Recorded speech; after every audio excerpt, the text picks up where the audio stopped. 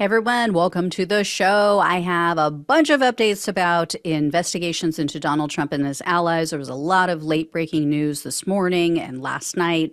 So, first, one of Trump's friends and potential co conspirators could end up behind bars even before a January 6th trial takes place.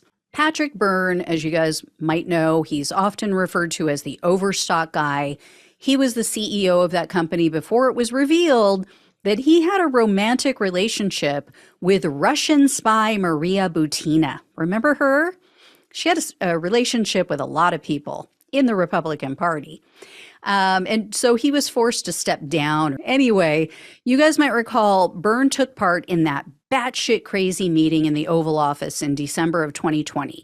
We don't know exactly what his legal exposure might be, but he was definitely involved in some degree of the planning of everything that went down. Well, this rocket scientist just threatened Special Counsel Jack Smith in writing. In response to a tweet about potential evidence against Jack Smith and his investigation of Trump, Burns wrote, quote, "It might also come down to what I have on Jack Smith. On a previous stop on his journey, Jack was a very naughty boy and was videotaped in his naughtiness. He doesn't know that yet, but I suppose he does now." So first of all, these stable geniuses don't realize that this isn't his first rodeo, right? Jack Smith has prosecuted the worst of the worst. And if those people couldn't come up with anything to stop him or to take him down, good luck with that, Overstock guy. Second, if Byrne is trying to halt the Trump investigation by threatening Jack Smith, couldn't that be considered extortion in a way, or at the very least, obstruction of justice? So, even if Byrne wasn't facing prosecution before, he just put a big old bullseye on his forehead. Good luck, like I said. And speaking of threats, Trump shared a post on Truth Social that someone else created. It was a video, but he obviously endorses the sentiment. The video shows a black and white close-up of Trump's face, like Halloween scary here. And then you hear Trump's voice saying, quote, "If you fuck around with us, if you do something bad to us, we are going to do things to you that have never been done before." Now, these were Trump's own words. This wasn't computer generated. This wasn't AI. But when he made that statement, it had nothing to do with what's going on right now.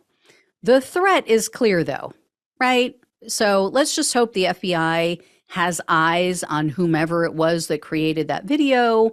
And let's hope that, judges start taking this more seriously. In the meantime, Jack Smith is continuing his investigation. A man named William Russell was seen at the D.C. federal courthouse on Thursday. Russell worked in the White House. He was a special assistant to Trump, also a deputy director of presidential advance operations. Basically, the guy carried shit for Trump. That's what it is, right? He continued on with Trump, though, after his presidency ended as well. So he could have information on a lot of different things, but mostly what everyone believes and suspects is that he has been a key witness in the January 6th case because he was with Trump on January 6th. As everything was going down, he was right there with him. And this wasn't his first appearance before the grand jury, so that's very interesting. He's gone in multiple times, so it seems like they're kind of tying up loose ends or maybe trying to confirm things that have come up at the last minute in recent days. In addition to Russell, there were also two data experts who were scheduled to testify on Thursday. These people are people who worked with Trump and his team. And then the special counsels also said to have requested that Bernie Kerik appear for an interview. They're currently in negotiations, is what word was this morning.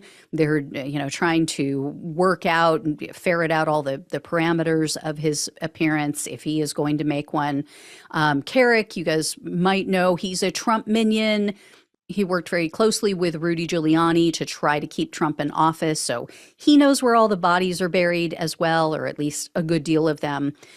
Also, last night, Rolling Stone reported that the special counsel is really pressing witnesses about all of those meetings with Trump's allies at the Willard Hotel. So that was the place that they referred to as the war room. Some people have called it crime headquarters. So they have been grilling people like Rudy Giuliani and others about what was discussed in these meetings. And they say that they plan to call even more witnesses to push for more details. So I would say, I don't think we're going to see an indictment next week because of this. I think it might be a couple weeks out. And then remember, in regard to these meetings at the Willard Hotel, Eastman and others took, or at least Eastman, I can't say definitively, I don't remember for sure, but I know for a fact, Eastman took the fifth. He said, I don't want to answer these questions about what took place at the Willard Hotel because I don't want to incriminate myself. So there was clearly some shady stuff going down at that hotel. In classified documents news, Judge Aileen Cannon has scheduled the trial for May 20th of 2024. As noted by the Washington Post, the primaries will be all but done by that time. But Cannon is saying that there's, quote, exceedingly voluminous discovery material. She says that, they have to have time to review that. Legal experts are saying that is a bunch of BS. This is a very simple case. It's just a matter of determining what you can and can't show to the jury because of the level of classification. So it's difficult to know, is Cannon still playing for Trump's team, or is she just out of her depth? Is she just so, inexperienced because she has no experience in these types of cases? In regard to the Georgia investigation and the imminent indictments there, this is some really big news. The Guardian spoke with sources who say that the district attorney, Fani Willis, is going to be bringing a sprawling racketeering case. And they said it is, quote, predicated on statutes related to influencing witnesses and computer trespass.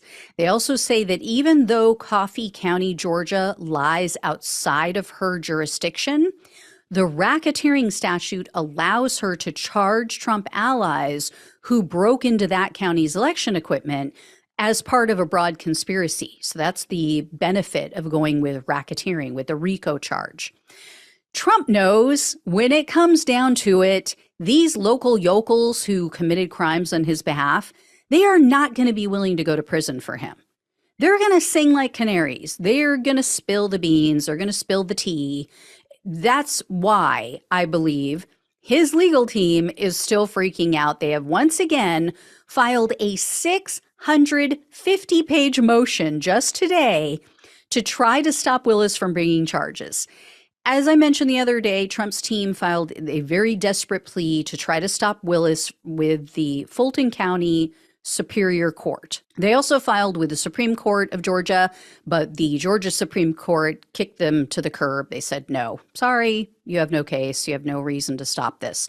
Well, the Fulton County Superior Court has yet to rule on Trump's request. So based on this new filing by Trump, the Superior Court case has now been reassigned to a judge outside of Fulton County, Georgia.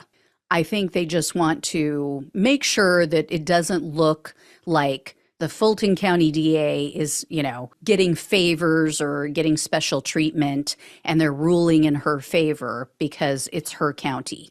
So I will let you know what goes down with that, what happens there. In other Trump news, Michael Cohen has reportedly settled his lawsuit with the Trump Organization. They settled for an undisclosed amount, and this was all based on the lawsuit that Cohen brought. He was suing the corporation for $1.3 million in unpaid legal fees. And the trial was scheduled to begin this coming Monday in New York. So they settled it. He said that everybody is happy with what they walked away with. I guess Trump figured I got to get rid of one legal headache, get it off of my plate. But in another case with Cohen, you guys might remember, Trump is suing him for allegedly violating attorney-client privilege. Well, that judge has just ruled that Trump's deposition should be temporarily sealed, as well as other evidence, until the judge has a chance to figure out, sift through and determine what can and can't be made public. The reason being is that Trump's attorneys argued that if the documents and Trump's testimony is made public, it'll reveal even more attorney-client privilege information than what has already been put out there by Cohen. That's their argument. But his attorney is trying to keep other things under seal that have nothing to do with attorney-client privilege. So things like texts and emails between Trump and Melania, and then texts between Trump and Stormy Daniels, which is really interesting because I didn't know that texts like that even existed. Anyway, the judge said he's going to consider all of these arguments. He probably will render a decision, or possibly, I should say, when they meet again, which will be on August 17th. So that is all I have for now, at least, guys. I will keep you posted on all of this. Thank you so much for watching and listening. Please like, please share, please subscribe, please become a donor if you can. Links are down below in the description box on YouTube and the podcast. Have a great weekend. Love you all. Take care, and I'll talk with you soon.